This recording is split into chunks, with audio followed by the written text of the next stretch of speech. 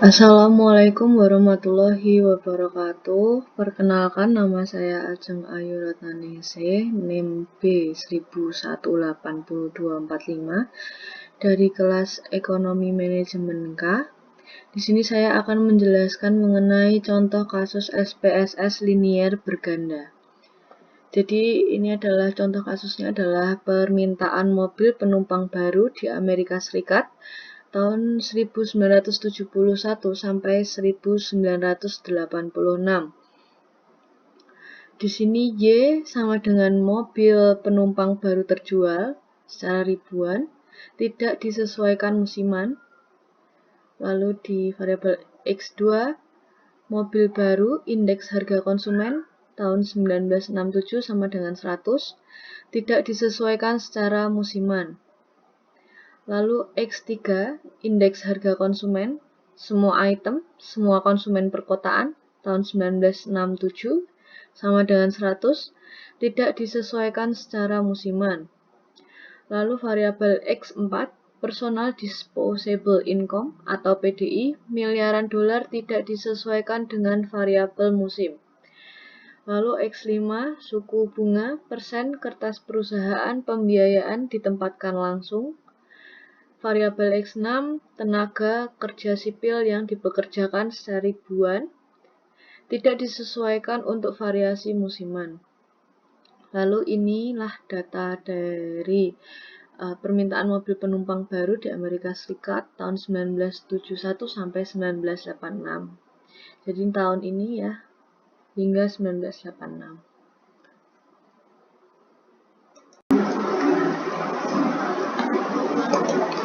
Selanjutnya langsung saja kita ke SPSS. Jadi ini di variabel view-nya. Di sini name-nya Y, saya ganti Y, X1, X2, X3, X4, dan X5. Type-nya numerik, width-nya 8, desimalnya 2. Lalu label di sini saya ganti Y sama dengan mobil penumpang baru terjual ribuan, tidak disesuaikan musiman. X1, X2, X3, X4, X5, dan seterusnya diganti seperti data yang pada Excel tadi. Lalu di sini value-nya known, missing known, kolomnya 8, elect right, measure unknown, rule input. Lalu kita langsung saja ke data view. Jadi ini data yang sudah saya copy dari Excel tadi, saya copy ke SPSS. Di sini Y1 seperti ini, X1-nya seperti ini, Y2 seperti ini, X3 seperti ini, X4 seperti ini, lalu serta X5 seperti ini juga. Lalu selanjutnya di sini saya akan menganalisis regression linear. Saya dengan cara klik analyze, klik regression, lalu pilih linear.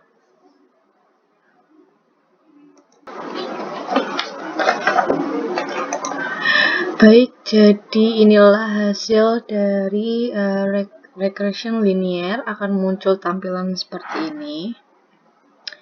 Jadi di sini kita akan di deskriptif statistik.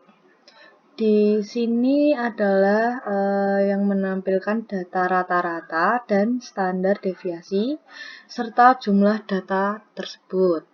Nah, di sini terlihat dari Y sama dengan mobil penumpang baru terjual ribuan, tidak disesuaikan musiman, rata-ratanya adalah 10.005,1250.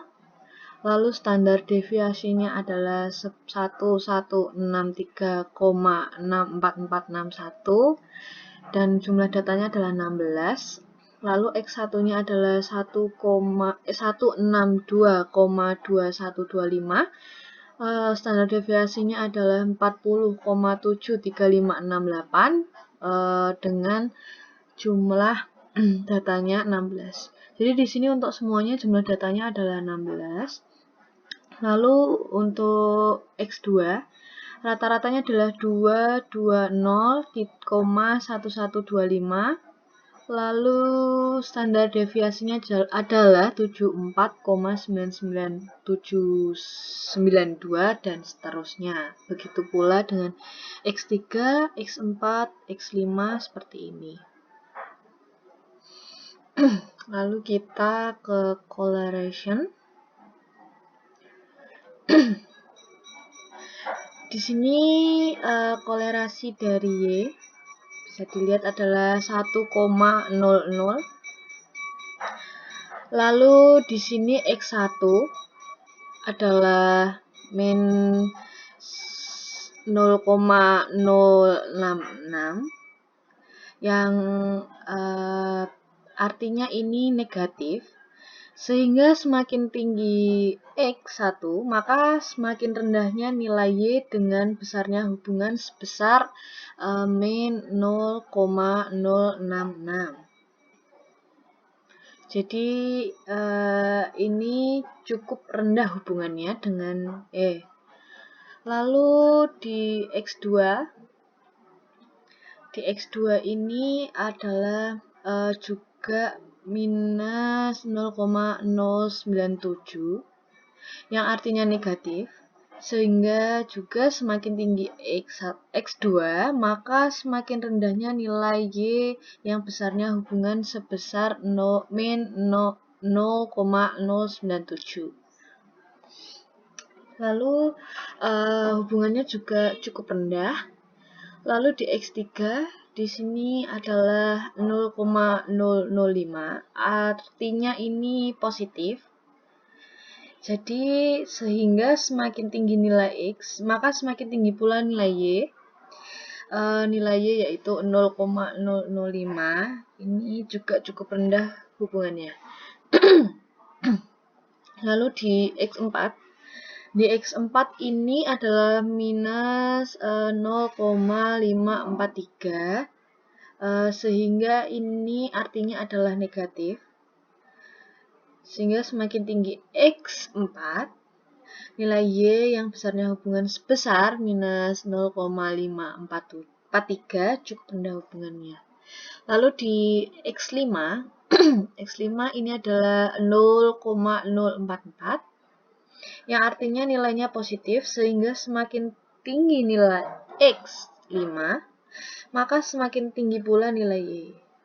Dari 0,044 ini cukup rendah hubungannya. Lalu selanjutnya kita ke signifikan, nilai signifikan.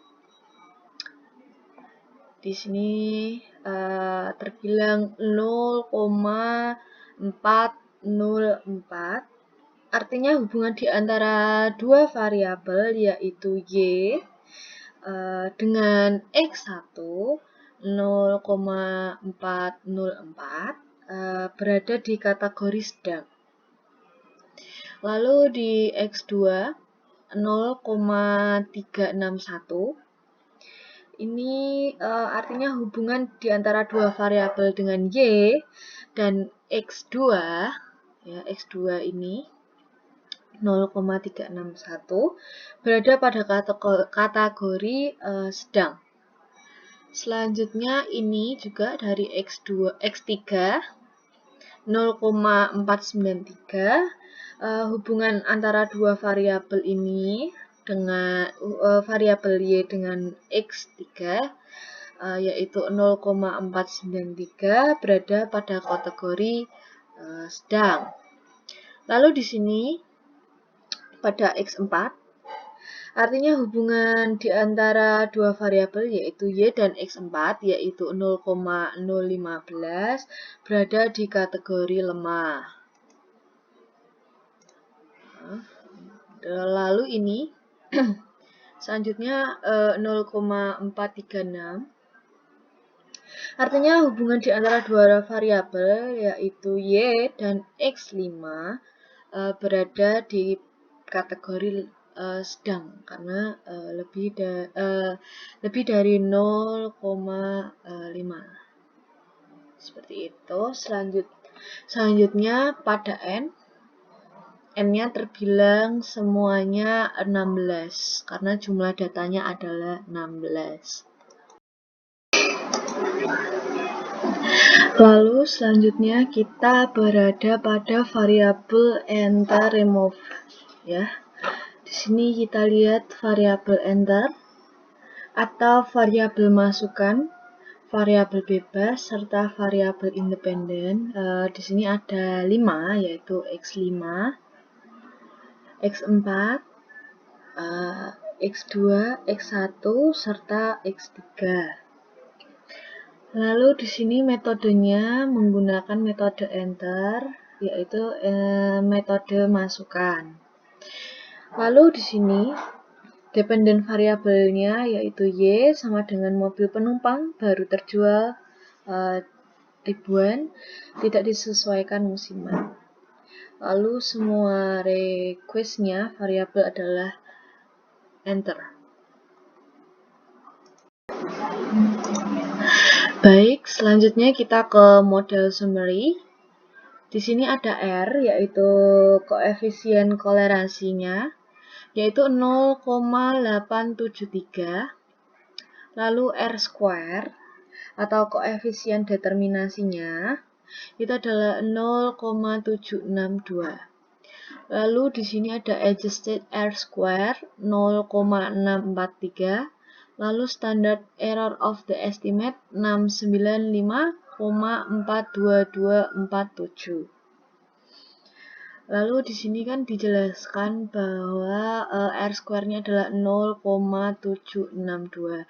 Ini didapat dari cara R kuadrat atau 0,873 kali 0,873 akan menghasilkan 0,762 yaitu R square-nya. 0,762 ini sendiri dibaca dengan cara 76,2%. Sedangkan sisanya itu dengan cara 100% dikurangi 76,2%, yaitu hasilnya adalah 23,8. Sebelumnya yang ini 76,2% itu dapat dijelaskan dalam kelima variabel X tadi. Lalu untuk sisanya yaitu 23,8 itu dijelaskan oleh sebab-sebab lain atau variabel-variabel lain yang berada di luar itu kelima variabel tadi. Lalu semakin besar R square ini, semakin kuat juga hubungan variabel yang ada. Baik, selanjutnya kita ke tabel selanjutnya adalah tabel ANOVA. Jadi di sini F hitungnya yaitu 6,400, lakluk signifikannya adalah 0,06. Karena probabilitasnya adalah 0,006, jauh lebih kecil dari 0,05, maka model regresi dapat dipakai untuk memprediksi variabel Y. Lalu secara tidak langsung adalah X1, X2, X3, X4, dan X5 secara bersama-sama secara stimulan berpengaruh terhadap variabel Y. Baik, tadi dari tabel ANOVA kita memperoleh F hitung sebesar 6.400. Nah, lalu di sini kita akan menghitung F tabelnya dengan cara ini. Saya jelaskan dulu awal-awalnya. Ini K-nya adalah 5. Lalu N, banyaknya data adalah 16. Lalu rumusnya dengan cara F tabel sama dengan K bagi N kurangi K, itu F tabel 5 bagi 16,5, F tabel 5 bagi 11 F tabel yaitu 3,20. Dari 5,11 ini didapat 3,20 yaitu dengan cara menarik tabel nomor 5 ini ke bawah 11 yaitu didapat 3,20. Jadi F hitung pada SPSS tadi kita adalah 6.400. Jadi F hitung lebih besar dari F tabel karena 6,4 ribu lebih besar dari 3,20. Jadi sehingga hipotesis dapat disimpulkan diterima. Selanjutnya kita ke tabel koefisien yaitu nilai B. Persamaan regresi Y-nya ini 580,322. Nah, di sini konstantannya yang artinya jika tidak ada X1, X2, X3, X4, dan X5 dan seterusnya, maka variabel Y sebesar 5580,322. Lalu di koefisien X1 yaitu 52,5268.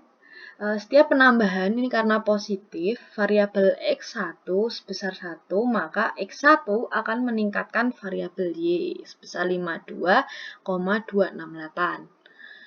Lalu di X2 yaitu min 114,597. X2 sebesar itu artinya setiap pengurangan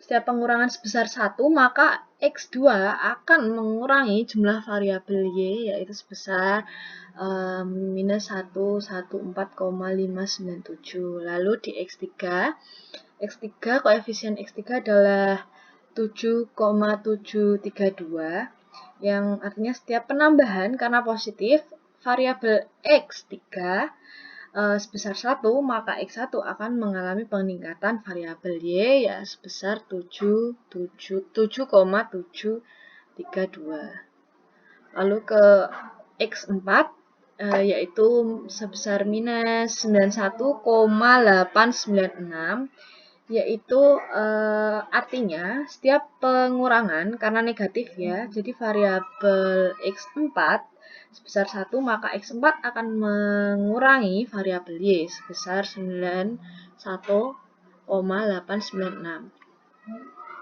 Lalu di X5 yaitu sebesar 0,89.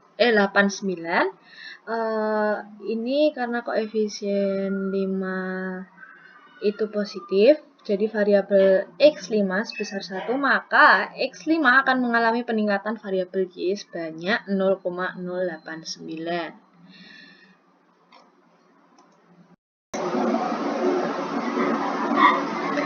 Baik, selanjutnya saya di tabel koefisien. Di sini saya akan menjelaskan T hitungnya, yaitu T tabel dengan cara rumus seperti ini. T tabel sama dengan A per 2 dan N kurangi K kurangi 1. T tabel sama dengan 0,05 per 2, 16 kurang 5 kurang 1. T tabel sama dengan 0,025,10. Jadi T tabelnya adalah 2,22814. Jadi di sini 0,025,10 kita lihat dalam titik presentasi distribusinya. Jadi di sini 0,025 turun ke bawah ke 10, tabel 10. Ini muncul 2,2814. Jadi T tabel dari 0,025,10 adalah 2,22814. Lalu di sini nilai T untuk X1-nya adalah 0,771. Lalu X2-nya adalah min 2,129. X3-nya adalah 1,850, lalu X4-nya min 0,606, lalu X5-nya adalah 0,682. Dari TI tersebut, dari X1 hingga X5 bisa dilihat ini tidak memenuhi T-tabel 2,22814, maka sehingga H0 diterima. Seperti itu. Jadi itu sekian penjelasan dari saya. Jika banyak salah atau kurang, mohon maaf. Terima kasih. Wassalamualaikum warahmatullahi wabarakatuh.